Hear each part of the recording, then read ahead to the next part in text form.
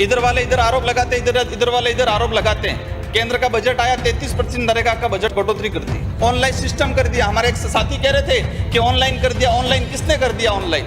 लोग परेशान हो रहे, गांवों में हालत खराब है। जिला परिषद से हमारी चिखली पंचायत समिति है, उसका अब तक भवन नहीं बना है और आधा अधूरा बना हुआ है। बारिश हो रही है, वो गिर जाएगा। अतिरिक्त सैंक्शन के लिए भेजा गया जयपुर, लेकिन अभी तक उसका नहीं। 6 महीने बाद संशोधन आता है। 2 साल से प्रयास कर रहे हैं, लेकिन जयपुर में भी अधिकारी बैठे हैं, 6 महीने बाद ऑब्जेक्शन लगा के भेजते हैं। आपको भेजना है 2 महीने में या मतलब 10 दिन में, 5 दिन में भेज दो तो इसका समाधान हो जाए।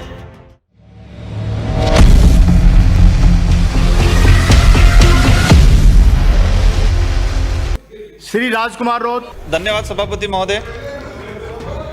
आज राजस्थान न्यूनतम आय गारंटी विधेयक 2023 पे टोटल 3 मिनट का समय, 3 मिनट्स ओनली। माननीय सभापति महोदय, किसी और का गुस्सा मेरे पे मत निकालना। बोलिए प्लीज। आपका माननीय सभापति महोदय, ये टोटल 34 लोगों ने संशोधन दिया है और इसमें से अधिकतर पक्ष विपक्ष के हैं, इसके बाद पक्ष के हैं और हमारे जैसे क्षेत्रीय पार्टियों से आए हुए लोग मुश्किल से हम 1 या 2 लोग हैं। पक्ष वाले जो हैं वो इस बिल के पूर्ण रूप से पक्ष में बोलेंगे, विपक्ष वाले इसका विरोध करेंगे और हम लोग कोशिश करेंगे कि इसमें वास्तविक क्या है, इसमें क्या होना चाहिए। तो मैं चाहूँगा कि हमारे जो विशेष मुद्दे हैं उनको 4-5 मिनट तक बोलने का अवसर दें। माननीय सभापति महोदय, ये जो कानून आया रोजगार गारंटी अधिनियम 2005 में यूपीए की सरकार में, और यूपीए की सरकार कई क्षेत्रीय पार्टियों के सहयोग से बनी थी और हमारे जैसे क्षेत्रीय दलों के लोगों की वजह से ही कई इनकी डिमांड पे ये रोजगार गारंटी अधिनियम 2005 आया। माननीय सभापति महोदय, कई गारंटी विधेयक आए, लेकिन लंबे अरसे से पूरे राज्य के अंदर, पूरे देश के अंदर एक डिमांड चल रही है जवाबदेही कानून की। और राजस्थान सरकार भी बजट उनका जो घोषणा पत्र था उसमें ये बात की गई थी। आज भी अभी भी वक्त है, अगर जवाबदेही कानून नहीं आता है, इससे पहले हमारी कितनी भी अच्छी स्कीम ले जाएंगे, लेकिन ये अधिकारी वर्ग है, नीचे कर्मचारी वर्ग है, वो आम पब्लिक तक इसका है वो लाभ नहीं पहुंचाएगा। माननीय सभापति महोदय, आज हम रोजगार गारंटी, न्यूनतम आय गारंटी का जो बता रहे हैं, इसमें सबसे बड़ी ये स्कीम है रोजगार की। मैं डूंगरपुर जिले का कुछ उदाहरण बताना चाहूँगा। पिछले वित्तीय वर्ष का 22-23 का पूरे जिले के अंदर 5 लाख के आसपास जॉब कार्ड हैं और इसमें से 3.5 lakh job card active job card हैं। तो 3.5 लाख में से 100 दिवस जो पूरे हुए हैं, 6,364 परिवार के 100 दिवस पूरे हुए। 3.5 एक्टिव जो जॉब कार्ड हैं, इसमें से 6,000 लोगों के सिर्फ 100 दिवस पूरे हुए हैं और 30 दिन मतलब 1.5 लाख के आसपास जो लोग हैं जॉब कार्ड धारक हैं, उनके मात्र 30 दिन हुए। और जीरो दिवस एक्टिव जॉब कार्ड जो है, इनमें से भी 20,000 लोगों के दिन जीरो के आसपास है। इस प्रकार 1,40,000 के आसपास लोगों को रोजगार नहीं मिला है। माननीय सभापति महोदय, जो 100 दिन की बात जो कर रहे हैं, पूरे जिले का जो जॉब कार्ड है, इसमें से 5% लोगों को 100 दिवस मिला गया है। इसी क्रम में राज्य सरकार ने पिछली बार 25 दिन का अतिरिक्त रोजगार की घोषणा की। माननीय मुख्यमंत्री महोदय ने पब्लिक के हित में, गरीबों के हित में ये स्कीम लागू की, मानते इस बात को हम, लेकिन ये धरातल पर किस हद तक पहुंच रहा है, इसका मैं मेरे डूंगरपुर जिले का जो बताना चाहूंगा। 3,880 जॉब कार्ड जारी हुए 25 दिन के अतिरिक्त जॉब कार्ड के लिए, मतलब 3,880 जॉब कार्ड ही जारी हुए। और ये जो 5.5 लाख के आसपास जो जॉब कार्ड हैं, इनमें से 57 परिवारों को अतिरिक्त पूरे 1 साल के अंदर 57 परिवारों को रोजगार मिला है। 5.5 लाख के आसपास जॉब कार्ड हैं, एक्टिव जॉब कार्ड 3.5 लाख से ऊपर हैं और 25 दिन का 1 साल के अंदर अतिरिक्त रोजगार हमने 57 परिवारों को दिया है।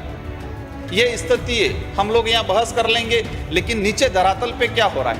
इसलिए जवाबदेही कानून, लोग परेशान होते हैं रोजगार गारंटी में, लोकल लेवल पे वार्ड पंच है, सरपंच है, वो राजनीति करते हैं, उनके मिलने वाला है, ये है वो है, इस तरह से स्थिति बनी हुई है। आज माननीय सभापति महोदय, डूंगरपुर जिले में काफी स्थिति खराब है। यहाँ पर लॉबी में बैठे हुए कई IAS कलेक्टर रह के आए हैं। आज डूंगरपुर जिले में जिला प्रमुख, जिला परिषद से रोजगार गारंटी या ग्रामीण या पंचायती राज की योजना एरिया में क्रियान्वित होती है। वहां पर हमारे जिला प्रमुख बिठाए, कांग्रेस और बीजेपी ने दोनों ने संयुक्त रूप से, यहाँ तो लड़ रहे हैं लेकिन संयुक्त रूप से वहां पर नरेगा की कोई भी फाइल जाती है उस पर कमीशन, बिना कमीशन के 2-2 महीने 3-3 महीने तक फाइल पड़ी रहती है। उस सरपंच, उस ठेकेदार या सचिव आता है, वहां कमीशन देता है तो निकलता है। इस तरह से पूरे जिले में स्थिति बनी हुई है। माननीय सभापति महोदय, मैं इस पे ज्यादा नहीं कहना चाहूंगा। इस कानून में प्रावधान किया गया है और पहले भी प्रावधान है कि 25 दिन के अंदर अगर रोजगार की डिमांड की है और उसको रोजगार नहीं मिलता है तो उसको बेरोजगारी भत्ता मिला जाएगा। माननीय सभापति महोदय, मेरे 3 मिनट हुए, मैं 2 मिनट ज्यादा बोलूंगा। 25 मतलब 15 दिन तक अगर इसको आवेदन करने के 15 दिन के अंदर अगर नहीं मिलता है तो बेरोजगारी भत्ता मिलेगा। मैंने पूरे जिले का डाटा निकलवाया 2 साल का, एक भी व्यक्ति को ये जो बेरोजगारी भत्ता है वो नहीं मिला, जो 15 दिन का जो आवेदन करने के बाद। माननीय सभापति महोदय, उधर से मेटो की बात आ रही थी, मेट कारीगरों का भुगतान नहीं हुआ है। जो मेट है वो लेबर का मॉनिटरिंग करता है, आज 2-2 साल 3-3 साल हो गए। 2018-2020 का आज भी मेटो का, और 2018 से लगा के अब तक पूरे जिले में 4 करोड़ के आसपास मेट कारीगर का भुगतान नहीं हुआ है। मेट कारीगर का भुगतान सामग्री मद से करते हैं। इस यहाँ की राज्य सरकार ने, हमने पिछली बार डिमांड की थी कि मेट कारीगरों का भुगतान, वो भी एक तरह की लेबर है, उनका भुगतान श्रम से होना चाहिए, श्रमिक का जो भुगतान है उसके साथ ही होना चाहिए। राज्य सरकार ने 2 बार केंद्र सरकार को लेटर लिखा लेकिन अभी तक इसका समाधान नहीं हुआ है। माननीय सभापति महोदय, केंद्र की भाजपा सरकार इधर से काफी है, इधर वाले इधर आरोप लगाते हैं, इधर वाले इधर आरोप लगाते हैं। केंद्र का बजट आया, 33% नरेगा का बजट कटौती कर दी, ऑनलाइन सिस्टम कर दिया। हमारे एक साथी कह रहे थे कि ऑनलाइन कर दिया। ऑनलाइन किसने कर दिया? ऑनलाइन।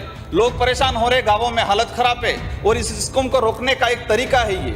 माननीय सभापति महोदय, इसी क्रम में हम लोग जो आंगनवाड़ी कार्यकर्ता कितना पैसा मिलता है उनको, 3-3 महीने 4-4 महीने हो गए, उन लोगों को अभी तक भुगतान नहीं हो पा रहा है। उनके जो वृद्धि होनी चाहिए केंद्र की तरफ से, वो अभी तक वृद्धि नहीं हो पाई है।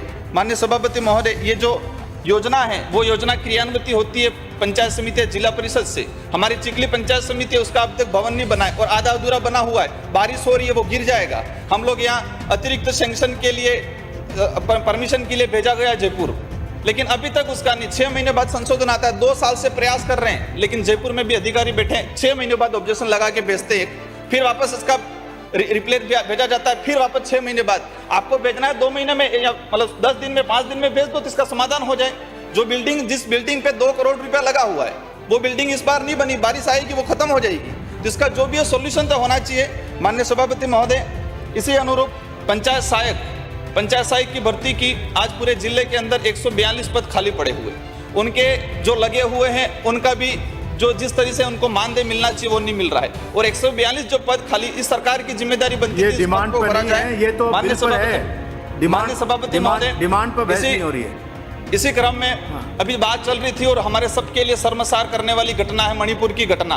भले ये बिल का विषय नहीं है लेकिन हमें इस मामले में सोचना पड़ेगा और इस सदन के माध्यम से मैं मांग कर रहा हूं महामहिम राष्ट्रपति महोदय से कि मणिपुर के अंदर राष्ट्रपति शासन लागू की जाए, क्योंकि सरकार फेल हो रही है। इसी क्रम में ये जो मैंने संशोधन दिया है, मेरे जो सुझाव हैं उसमें उन सुझावों को लेते हुए संशोधन वापस लेता हूं। धन्यवाद। जोहार।